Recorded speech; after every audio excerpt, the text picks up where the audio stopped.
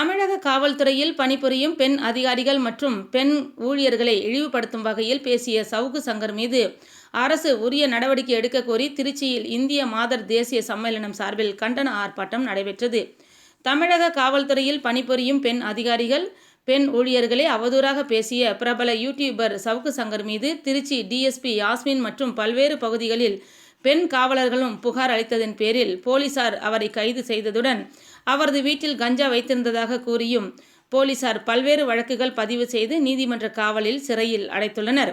இதனிடையே பல்வேறு துறைகளில் சாதித்து வரும் பெண்களை கொச்சைப்படுத்தும் வகையிலும் இழிவுபடுத்தும் வகையிலும் யூடியூப் நேர்காணலில் பேசிய சவுக்கு சங்கருக்கு தமிழக அரசு உரிய தண்டனை பெற்றுத்தர வேண்டும். பெண்களுக்கு எதிராக பேசுபவர்களுக்கு முன் உதாரணமாக சவுக்கு சங்கரும் வழங்கப்படும் தண்டனையை அமைய வேண்டும் என்பதனை வலியுறுத்தும் விதமாக இந்திய மாதர் தேசிய சம்மேளனம் சார்பில் திருச்சி உறையூர் குரத்தெருவில் இன்று கண்டன ஆர்ப்பாட்டம் நடைபெற்றது. இந்திய மாதர் தேசிய சம்மேளன மாவட்ட செயலாளர் அஞ்சுகம் தலைமையில் நடைபெற்ற இந்த கண்டன ஆர்ப்பாட்டத்தில் தேசிய செயலாளர் பத்மாவதி, மாநில செயலாளர் கண்ணகி உள்ளிட்ட பலர் பங்கேற்று கண்டன உரை நிகழ்த்தினர். ஏராளமான பெண்கள் கலந்து கொண்டு சவுக்கு சங்கருக்கு எதிரான கண்டன முழக்கங்களையும் எழுப்பி ஆர்ப்பாட்டத்தில் ஈடுபட்டனர். பெண்களை சித்தரிக்கும்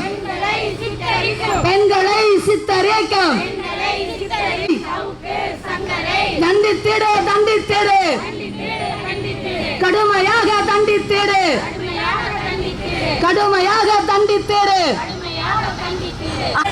நீதி கேட்டு போராடும் இந்திய மாதர் தேசிய சம்மேளனம் அனுமதியோம், அனுமதியோம்.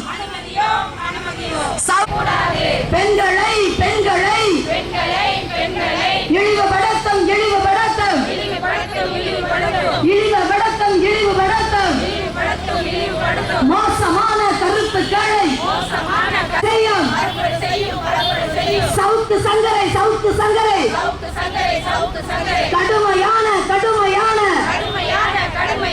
தண்டனை வழங்கு, தண்டனை வழங்கு.